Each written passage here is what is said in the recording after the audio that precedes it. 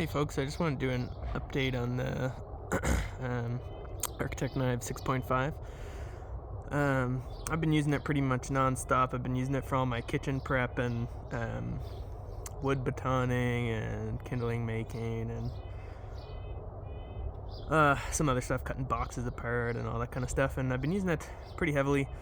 I'm really impressed with the CPM3V. It hasn't dulled at all. It seems the same as when I got it, which is awesome. I just wanted to talk about some things about it. So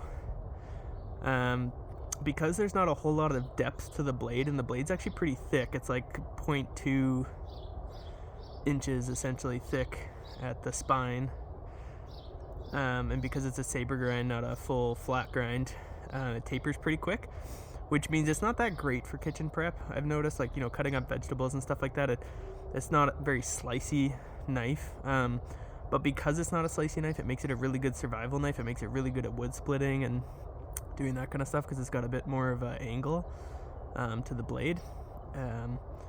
So I thought that might be useful information to some people thinking about getting this knife. And also, my interest tends to drift, so I'll buy something nice like this, and then the next best thing is what I'm researching and looking at, and then I usually have to end up having to sell my nice thing to get the next nice thing to test it out, and I just can't make it legitimate, find a legitimate reason to sell this knife. I can't convince myself to do it. It's too cool, when you can customize every aspect of it yourself, essentially, from the handle scales to the sheath color and the way you set up the sheath and all that. It's just too useful. Like, it's just such a great setup. Lupin, careful, bud.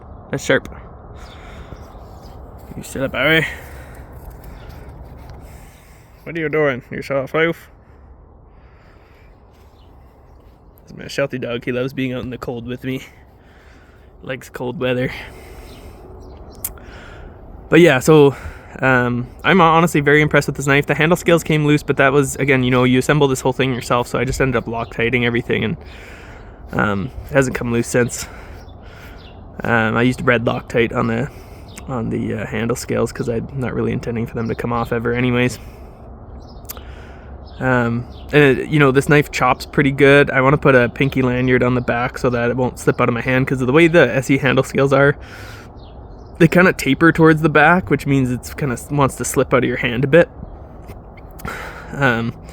But if you put a little pinky lanyard or something on there, it's not going to slip out of your hand. So I'm going to do that at some point.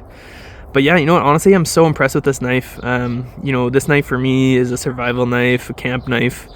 And it's going to be a bit of a hunting knife. I'll probably use it for larger animals when I'm kind of cutting through thick parts of meat and trying to get into the joints and stuff like that to quarter, like moose and elk and stuff.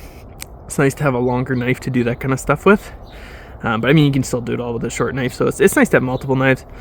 And I've got an interesting knife coming actually today that I'll probably make another video of, a first impressions video, and that's going to be kind of my main hunting knife. And I'll use it as a camp knife and a bush knife too, but yeah, you'll have to stay tuned and see what that guy ends up being. It's an interesting one for sure. Thanks for watching, folks.